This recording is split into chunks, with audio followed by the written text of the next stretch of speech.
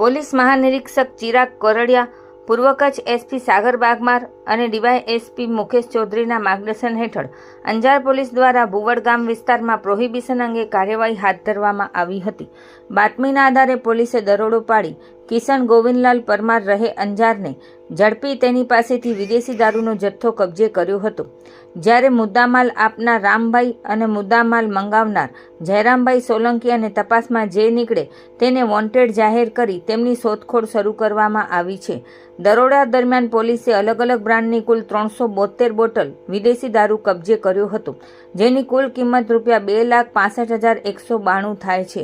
આ કામગીરીમાં PI એચ.એ. Jadeja, PSI એસ.જી. વાળા તથા અંજાર પોલીસ સ્ટેશનના સ્ટાફે મહત્વપૂર્ણ ભૂમિકા ભજવી હતી.